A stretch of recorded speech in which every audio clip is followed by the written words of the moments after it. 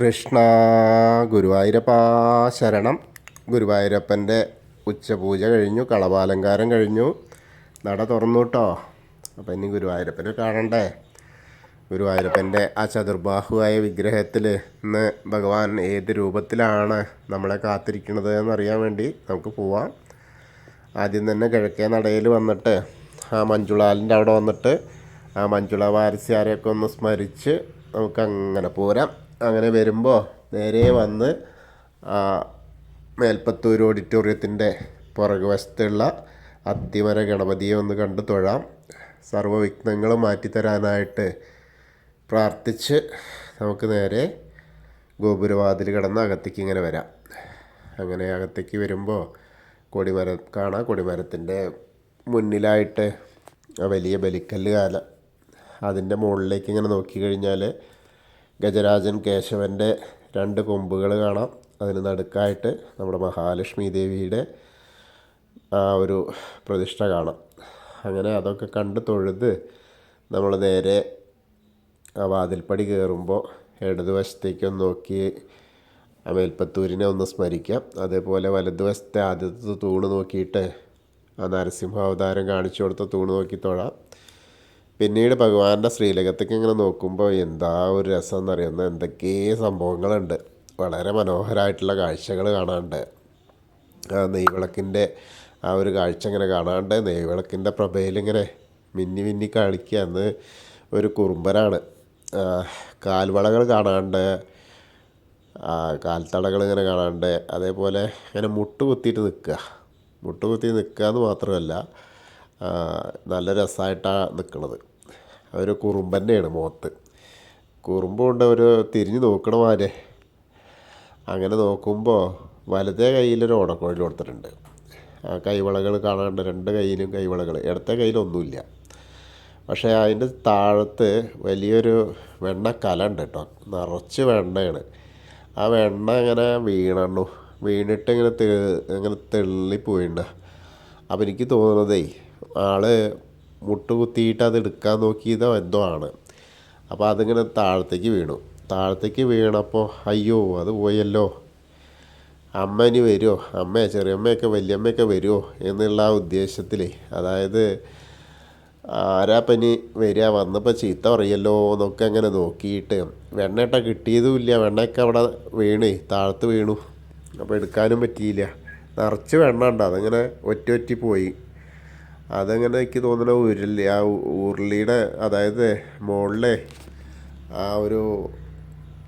ആ ഉറിയിൽ നിന്ന് ഇങ്ങനെ എടുത്തപ്പോഴേ അങ്ങോട്ട് വീണതാകൊണ്ട് ഇങ്ങനെ പൊത്തിപ്പിടിച്ച് കയറിയിട്ട് പതുക്കെ അങ്ങനെ എടുത്തതാ. അങ്ങനെ നമ്മൾ ചിന്തിച്ച് നോക്കിയാൽ മതി എന്ത് രസമാവുമെന്നറിയോ. ആളിങ്ങനെ ആ മുട്ട് കുത്തിയിട്ട് ഇങ്ങനെ ചെന്ന് ആ ഉരുളി ഇങ്ങനെ പിടിച്ച്, ആ ഉറി ഇങ്ങനെ പിടിച്ച്, ആ ഉറിയുടെ നാരൊക്കെ പിടിച്ച് ഇങ്ങനെ വലിച്ചപ്പോൾ ഒന്നാകെ പോന്നു, താഴത്തേക്കാണ് വീണു. ആ വെണ്ണക്കുട അങ്ങനെ നിറച്ച് വെണ്ണയുണ്ട്. ഇനിയിപ്പോൾ അമ്മ വന്നാൽ എന്തായാലും ചീത്തേക്കും. അപ്പോൾ അതിങ്ങനെ വിചാരിച്ചിട്ടുള്ള ആ ഒരു തിരിഞ്ഞു നോട്ടത്തിൽ ഇങ്ങനെ ഇരിക്കുകയാണ്. എന്താ ഒരു വികൃതി. വളരെ മനോഹരമായിട്ടാണ് ഇങ്ങനെ വരച്ച് വെച്ചിട്ടുണ്ട് കേട്ടോ. നല്ല അതിങ്ങനെ ആ ഒരു നിഷ്കളങ്ക ഭാവത്തിൽ ഞാനൊന്നല്ല, അത് എൻ്റെ കയ്യിൽ നിന്നൊന്നല്ല, എങ്ങനെ വീണതാണെന്നൊക്കെ പറയണ്ടേ. അങ്ങനെ പറഞ്ഞ് ഫലിപ്പിക്കാൻ വേണ്ടിയിട്ട് നിൽക്കുന്ന പോലെയാണ്. എന്തായാലും നല്ല മനോഹരമായിട്ടുള്ള കാഴ്ചയാണ്. അരമണി കാണാണ്ട്, ആ കിങ്ങിണി ഇങ്ങനെ ഉണ്ട്. അതേപോലെ കഴുത്തിലൊരു വളയം പോലത്തെ മാല, പതക്കം പോലത്തെ മാല, അതേപോലെ ഒരു മണിമാല. അങ്ങനെ 3 മാലകളുണ്ട്. പിന്നെ ഗോപീതിലകം വെച്ചിട്ടുണ്ട്. നല്ലൊരു പീലിയും അങ്ങനെ ഉണ്ട്. പീലി എന്ന് പറഞ്ഞാൽ കളവം കൊണ്ട് ഇങ്ങനെ പീലി ചാർത്തിയിട്ടുണ്ട്. അതിനങ്ങനെ തിരുമുടിമാലകൾ 2 ഉണ്ട്. അത് വെളുത്ത പൂവും തുളസി, പിന്നെ കുറച്ച് തെച്ചി, അതേപോലെ തന്നെയാണ്. പിന്നെ നല്ലൊരു വലിയ ഉണ്ടമാലയുണ്ട്. ഉണ്ടമാല എന്ന് പറഞ്ഞാൽ വെളുത്ത പൂവ്, തുളസി, തെച്ചി, അങ്ങനെ തന്നെ ഒരേപോലെ നല്ല രസമായിട്ടുള്ള ആ അലങ്കാരം. ആ ഓടക്കുഴൽ അങ്ങനെ പിടിച്ചിരിക്കണം. ഞാനൊന്നും അറിഞ്ഞിട്ടില്ലേ, എങ്ങനെ ഇത് ആരോ തട്ടിയിട്ട് എന്നൊക്കെ പറയണ പോലെയാണ്. എൻ്റെ കയ്യിലൊന്നും അതൊന്നും ഇല്ലല്ലോ. എൻ്റെ ഇടത്തെ കയ്യിലൊന്നുമില്ല, വലത്തെ കയ്യിൽ ഇതാ ഓടക്കുഴലല്ലേ. പിന്നെ ഞാൻ എങ്ങനെ വീഴ്ത്തുക എന്നൊക്കെ പറഞ്ഞിട്ട് അമ്മ വന്ന് ചോദിച്ചാലേ അത് പറയാൻ വേണ്ടിയിട്ട്, യശോദാമ്മ വന്നാലേ അല്ലെങ്കിൽ രോഹിണിയമ്മ വന്നാലും വേണ്ടില്ല, അത് പറയാച്ചിട്ടാ. ആ ഒരു കാഴ്ചയാണെന്ന്. അപ്പോൾ നല്ല രസമായിട്ടുള്ള കാഴ്ച. നമ്മളങ്ങനെ ഭഗവാന്റെ ശ്രീലകത്തേക്ക് നോക്കിയിട്ട് ആ ഒരു സോപാനപ്പടിയിൽ നിന്ന് കാണുന്ന കാഴ്ചയാണ് കേട്ടോ.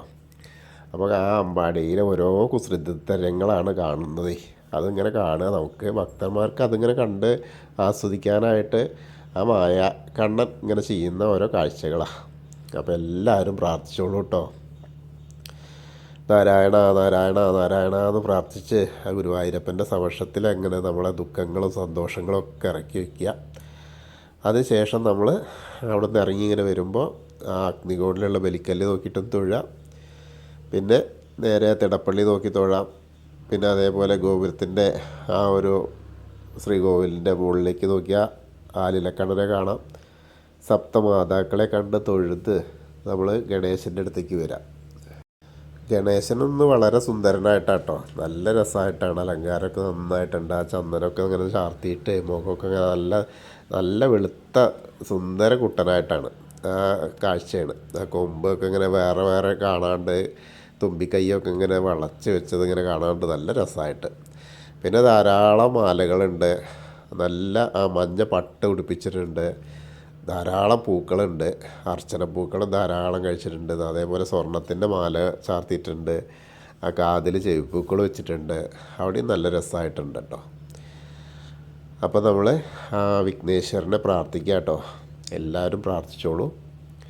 ഏകദന്തം മഹാകായം തപ്തകാഞ്ചന സന്നിഭം ലംബോദരം വിശാലാക്ഷം വന്ദേഹം ഗണനായകം. അത് കഴിഞ്ഞ് സരസ്വതി അറയിലേക്ക് നോക്കുക. അപ്പോൾ ആ സരസ്വതി ദേവീനെ കാണാം. അവിടെ ആ കിടാവൾക്ക് ഇങ്ങനെ കത്തി നിൽക്കണം. അപ്പോൾ ആ സരസ്വതി നമസ്തുഭ്യം വരദേ കാമരൂപിണി വിദ്യാരംഭം കരിഷ്യാമി സിദ്ധിർഭവതു മേ സദാ. അങ്ങനെ തൊഴുത് അവിടെ നിന്ന് ഇങ്ങനെ വരുമ്പോൾ അങ്ങനെ വരുന്ന ആ ഒരു കോർണറിലെത്തിയാൽ ചെറിയ ഗണപതിയെ കണ്ട് തൊഴാം. പിന്നെ മത്സ്യം, കൂർമ്മം, വരാഹം, നരസിംഹം വരെയുള്ളൊക്കെ രൂപങ്ങൾ കാണാം. ആ വരാഹത്തിൻ്റെ അവിടെ നോക്കുമ്പോൾ സൈഡിൽ കുറൂരമ്മേനെ ആ വെണ്ണക്കണ്ണനെയൊക്കെ കാണാം. അത് കഴിഞ്ഞാൽ മേൽശാന്തിന് അവിടുന്ന് അർച്ചന പ്രസാദം വാങ്ങാം.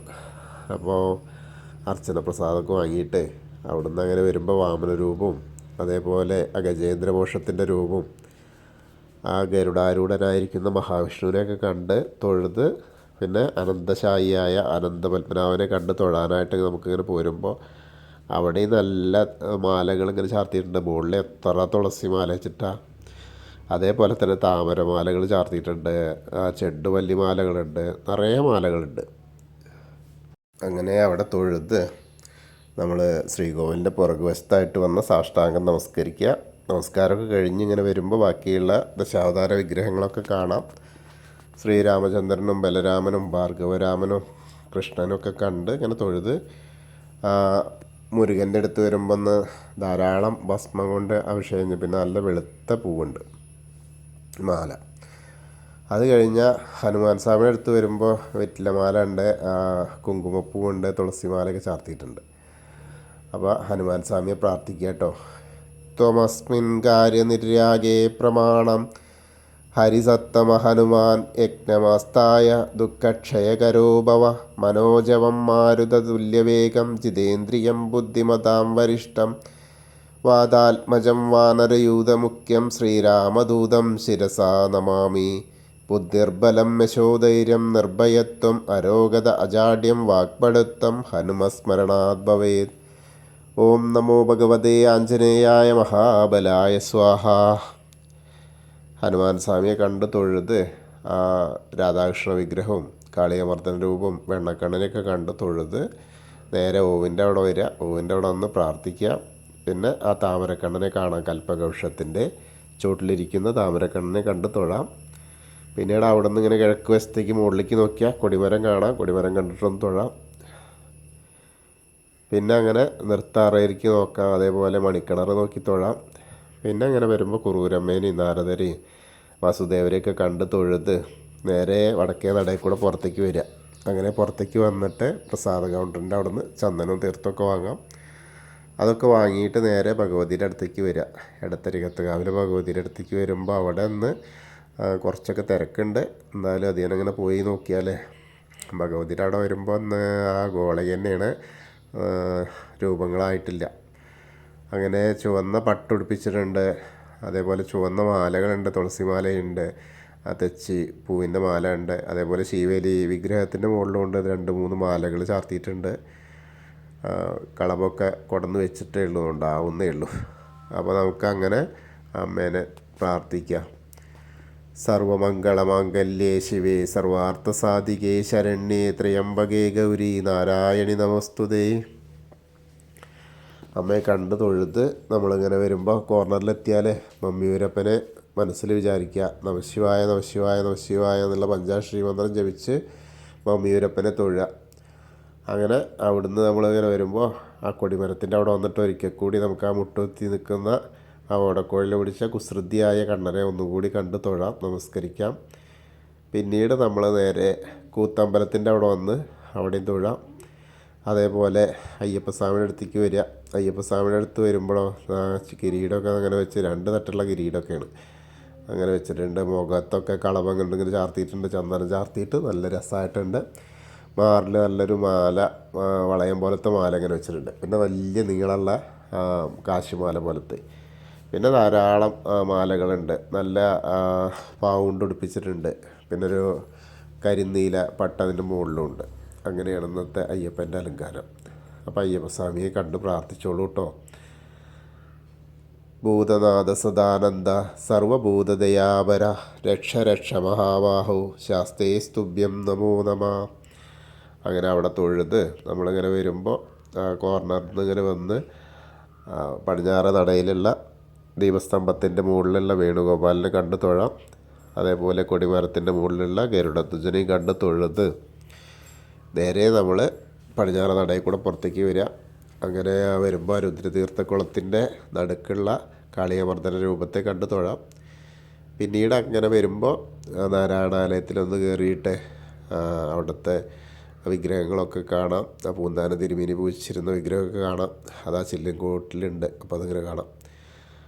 അവിടെ നിന്ന് തൊഴുത് പ്രാർത്ഥിച്ച് നമ്മൾ ഇറങ്ങിയ നേരെ ഭഗവതിയുടെ അവിടെ ഒന്നും കൂടി തൊഴുത് പിന്നെ നേരെ വന്ന് ആ വലിയ ദീപസ്തംഭത്തിൻ്റെ അവിടെ കിഴക്കേ നടയിൽ വന്നിട്ട് ഭഗവാന്റെ ശ്രീലകത്തേക്ക് ഒന്നും കൂടി തൊഴാം. അങ്ങനെ നോക്കിയാൽ നമുക്ക് ആ ഉണ്ണീനെ കാണുന്നതായിട്ട് ഇങ്ങനെ തോന്നുന്നത് നല്ല പ്രകാശം കാണാം.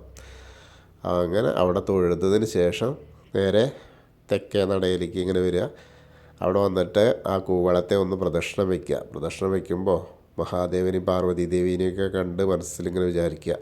അപ്പോൾ അവരുടെയും അനുഗ്രഹം ഉണ്ടാവും. അപ്പോൾ നമ്മൾ ഇന്നത്തെയും ഗുരുവായൂരപ്പൻ്റെ ഉച്ചപൂജയും കളഭാലങ്കാരമൊക്കെ കണ്ടു തൊഴുതു. എല്ലാവർക്കും ആ ഗുരുവായൂരപ്പൻ്റെ അനുഗ്രഹം ലഭിക്കും. കൃഷ്ണായ വാസുദേവായ ഹരയേ പരമാത്മനെ പ്രണതക്ലേശനാശായ ഗോവിന്ദായ നമോ നമ. ഇനി നമ്മളോട് പ്രാർത്ഥിക്കാൻ പറഞ്ഞിട്ടുണ്ടായിരുന്നു. പ്രശാന്ത് പൂരം, അദ്ദേഹത്തിൻ്റെ ജോലി വിശാഖപട്ടണത്തിലാണ്. അപ്പോൾ അവിടുന്ന് ഇങ്ങോട്ട് കൊച്ചിയിലേക്ക് ട്രാൻസ്ഫർ കിട്ടാൻ വേണ്ടിയിട്ടാണ്. പിന്നെ പ്രകാശൻ അശ്വതി, അവർക്ക് കാൽമുട്ടിൻ്റെ സർജറിയാണ് നാളെ, അതായത് ചൊവ്വാഴ്ച. അപ്പോൾ ഗുരുവായൂരപ്പൻ്റെ അനുഗ്രഹം ലഭിക്കാൻ വേണ്ടിയിട്ടാണ്, ബുദ്ധിമുട്ടൊന്നുമില്ലാതെ എത്രയും എളുപ്പത്തിൽ ഓപ്പറേഷനൊക്കെ സക്സസ് ആവാൻ വേണ്ടിയിട്ട്. പിന്നെ പ്രഭിത്ത് രേവതി, അവർക്ക് വിവാഹം നടക്കാൻ വേണ്ടിയിട്ടാണ്. അതുപോലെ ജയമോഹൻ്റെ അമ്മയ്ക്ക് അസുഖം മാറാനും മകളുടെ ജോലിക്കും വേണ്ടിയിട്ടാണ്. അപ്പോൾ ഇവർക്കും അതുപോലെ നമ്മുടെ കൂടെയുള്ള എല്ലാവർക്കും നല്ലത് മാത്രം വരുത്താൻ വേണ്ടിയിട്ട് നമുക്ക് ഗുരുവായൂരപ്പനോട് പ്രാർത്ഥിക്കാം. എല്ലാവരെയും ആ ഗുരുവായൂരപ്പൻ അനുഗ്രഹിക്കട്ടെ. ഇനി നമുക്ക് ചെറിയൊരു കഥ. ഇന്ന് നമ്മൾ പറയുന്നത് പാർവതി ദേവിയുടെ, അതായത് അന്നപൂർണേശ്വരി ആയതിൻ്റെയാണ്. ശിവൻ പാർവതി ദേവിയെ കല്യാണം കഴിച്ച് കൈലാസത്തിലെത്തിയപ്പോൾ എല്ലാ ശിവഗണങ്ങളും കൈലാസത്തിൽ താമസിക്കുന്നു. ശിവഭക്തർ അവരവരുടെ വഴികളിൽ ജീവിക്കുകയും ആനന്ദത്തിലായിരിക്കുകയും ചെയ്യുന്നുവെന്ന് അവൾ മനസ്സിലാക്കി. ചിലർ ധ്യാനിക്കും, ചിലർ അവരുടെ ജോലി ചെയ്യും. മറ്റ് ചിലരാണെങ്കിലോ സാധനകളിൽ ആത്മീയ ആചാരങ്ങളിലൊക്കെ തിരക്കിലായിരിക്കും. ശിവൻ എപ്പോഴും ധ്യാനത്തിലായിരിക്കും. എല്ലാവരും ഒരു യോഗിയുടെ, അതായത് സന്യാസിയുടെ ജീവിതമാണ് നയിച്ചിരുന്നത്. ആരും പരിചരണം, ശുചിത്വം, ഭക്ഷണം എന്നിവയെക്കുറിച്ചൊന്നും ശ്രദ്ധിക്കില്ല. അവരെല്ലാം അവിവാഹിത ജീവിതം നയിക്കുന്നവരായിരുന്നു. ഇതെല്ലാം കണ്ട് പാർവതി ദേവി അത്ഭുതപ്പെട്ടു. അത് മാറ്റാൻ ആദ്യം ഒരു അടുക്കള സ്ഥാപിക്കാൻ തീരുമാനിച്ചു. അവർ വ്യത്യസ്ത പാത്രങ്ങൾ ഉണ്ടാക്കി, ഒരു അടുക്കള ഉണ്ടാക്കി. തുടർന്ന് ഗണങ്ങളോട് ഭക്ഷണം പാകം ചെയ്യാൻ ആവശ്യമായ അസംസ്കൃത വസ്തുക്കളും മറ്റ് വസ്തുക്കളൊക്കെ ചോദിക്കാൻ തുടങ്ങി. അപ്പോൾ പഴങ്ങളും ആ, കാന്തമൂലങ്ങളും വേരുകളും ആ, കൂണുകളും ഒക്കെ പച്ചയായി കഴിച്ച് ശീലിച്ച ആ ഭൂതഗണങ്ങൾക്ക് പാർവതി ദേവി പറഞ്ഞത് അത്രയ്ക്ക് അങ്ങോട്ട് അതിൻ്റെ ഒന്നും ആവശ്യമില്ല ദേവി, ഞങ്ങളിങ്ങനെ പച്ചക്കല്ലേ കഴിക്കാറ് എന്ന് പറഞ്ഞു. അപ്പോൾ പാർവതി ദേവി പറയുകയാണ്, അല്ല നമുക്ക് ഒന്ന് ഇത് മാറ്റി കഴിക്കുക, അതിൻ്റെ ഒരു വ്യത്യാസം ഉണ്ടാവും. അപ്പോൾ അവസാനം ഭൂതഗണങ്ങൾ ശരി കൊടുന്നു തരാമെന്ന് പറയും. അപ്പോൾ സാധാരണയായിട്ട് മാറ്റങ്ങൾ ഗണങ്ങൾക്ക് ഇഷ്ടമുണ്ടായിരുന്നില്ല. പക്ഷെ പാർവതി ദേവി എല്ലാവരും പാകം ചെയ്ത ഭക്ഷണം ഉണ്ടാക്കാൻ നിർബന്ധിച്ചു. അങ്ങനെ പാചകം തുടങ്ങി. പലതരം ശബ്ദങ്ങൾ ഉയർന്നു. ആ ഗണങ്ങളുടെ മുറുകുറുപ്പും പാചക ശബ്ദവും ശിവൻ്റെ ധ്യാനത്തെയും അസ്വസ്ഥമാക്കി. കാരണം ഇപ്പോൾ ഇതെന്താ ഉണ്ടാവുക എന്നുള്ളത് ഭൂതഗണങ്ങൾ ചോദിക്കുകയാണ്. അതിങ്ങനെ അവർ പരസ്പരം തമ്മിൽ പറയുക, ഭക്ഷണം ഉണ്ടാക്കണതിൻ്റെ ശബ്ദം വേറി. അപ്പോൾ അതിങ്ങനെ ശിവനെ ബുദ്ധിമുട്ടായി. എന്താണ് സംഭവിക്കുന്നത് കാണാൻ വന്നപ്പോൾ ശിവന് പോലും അടുക്കളയുടെ ആവശ്യമില്ലെന്ന് തോന്നി. കാരണം ഇതൊരു ബുദ്ധിമുട്ടാണെന്ന് തോന്നി. അടുക്കള വേണ്ട എന്ന ആഗ്രഹം അദ്ദേഹം പാർവതി ദേവിയോട് പറഞ്ഞപ്പോൾ നിങ്ങൾക്ക് ഉറപ്പാണോ എന്ന് ചോദിച്ചു. അതെ, എനിക്ക് ഉറപ്പാണ്, ശിവൻ മറുപടി പറഞ്ഞു. ശരി, നമുക്ക് നോക്കാം എന്ന് പറഞ്ഞ് പാർവതി ദേവി അവിടെ നിന്ന് പോയി. പ്രകൃതിയുടെ സൃഷ്ടിയുടെ മൂർത്തിഭാവത്തിലാണ് പാർവതി ദേവി. നമുക്ക് കാണാൻ കഴിയുന്ന എല്ലാ കാര്യങ്ങളും, സ്പർശിക്കാൻ കഴിയുന്ന, അനുഭവിക്കാൻ കഴിയുന്ന എല്ലാ കാര്യങ്ങളും അവർക്ക് പ്രകടമാണ്. അവൾ പോയ ഉടനെ പാകം ചെയ്ത ഭക്ഷണത്തിൻ്റെ ആ സുഗന്ധം കൈലാസത്തിൽ ഇങ്ങനെ വ്യാപിക്കാൻ തുടങ്ങി. എല്ലാ ഗണങ്ങൾക്കും ഭൂതഗണക്കും വിശപ്പായി. അതേവരെ ഒന്നും അവർക്ക് വിശപ്പൊന്നും ഉണ്ടായിരുന്നില്ല. ഈ ധ്യാനം മാത്രമേ ഉണ്ടായിരുന്നുള്ളൂ. അവരവരുടെ കാര്യങ്ങൾ ജോലികളിൽ മുഴുകി നടക്കുകയായിരുന്നു. അങ്ങനെ വിശപ്പിൻ്റെ വേദന അവർക്ക് അനുഭവിക്കാൻ തുടങ്ങിയപ്പോൾ ശിവനും അതേപോലെ അനുഭവപ്പെടാൻ തുടങ്ങി. കാരണം തൻ്റെ ഭക്തർക്ക് അനുഭവപ്പെടുന്നതാണ് ശിവനും അനുഭവപ്പെടുക. രണ്ടാമതും വിശപ്പ് വർദ്ധിക്കുന്നത് കണ്ട് ശിവൻ അത്ഭുതപ്പെട്ടതിനാൽ അവൻ്റെ ധ്യാനം അസ്വസ്ഥനായി. അതായത് പിന്നെ ധ്യാനം ചെയ്യാനൊന്നും പറ്റാതെ ശിവനും ഭയങ്കര വിശപ്പ് തുടങ്ങി. ഗണങ്ങളെയൊക്കെ പരിശോധിച്ച് നോക്കുമ്പോൾ എല്ലാവർക്കും വിശക്കുന്നുണ്ടെന്ന് മനസ്സിലായി. എന്നാൽ അവർ അടുക്കളയിലേക്ക് പോയപ്പോൾ അവിടെ ഭക്ഷണമൊന്നും ഇല്ലെന്ന് അവർക്ക് മനസ്സിലായി. ആ കരുണയുടെ മൂർത്തീഭാവമാണ് ശിവൻ. തൻ്റെ ഭക്തർ വിശന്നു വലഞ്ഞാൽ വിശപ്പ് ശമിപ്പിക്കാൻ വേണ്ടി എന്തും ചെയ്യും. അപ്പോൾ അതിന് വേണ്ടിയിട്ട് പാർവതീദേവി കാണാൻ പോയി. അങ്ങനെ ആ പാർവതീദേവീനെ തേടി കൈലാസത്തിൽ ഇങ്ങനെ അവരെ തേടി എല്ലായിടത്തും പോയി നോക്കി, എവിടെയും കാണാനില്ല. എല്ലാ മുഴുവൻ സൃഷ്ടികളെയും നോക്കി, പക്ഷെ ദേവിയെ കാണാനില്ല.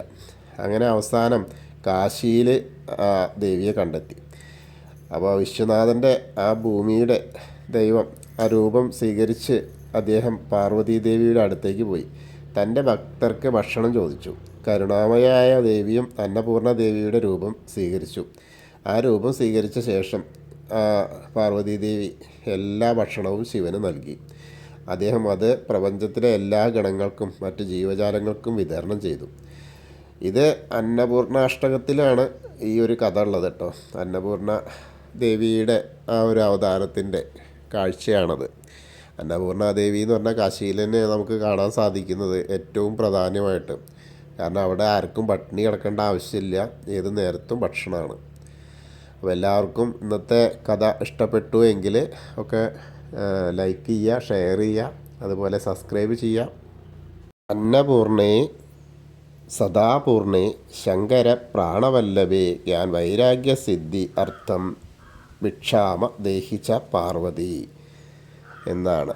അപ്പോൾ എല്ലാവർക്കും അന്നപൂർണേശ്വരിയും കൂടി അനുഗ്രഹം എല്ലാവരിലേക്കും എത്തട്ടെ. ഹരേ കൃഷ്ണ. ഗുരുവായൂരപ്പ ശരണം.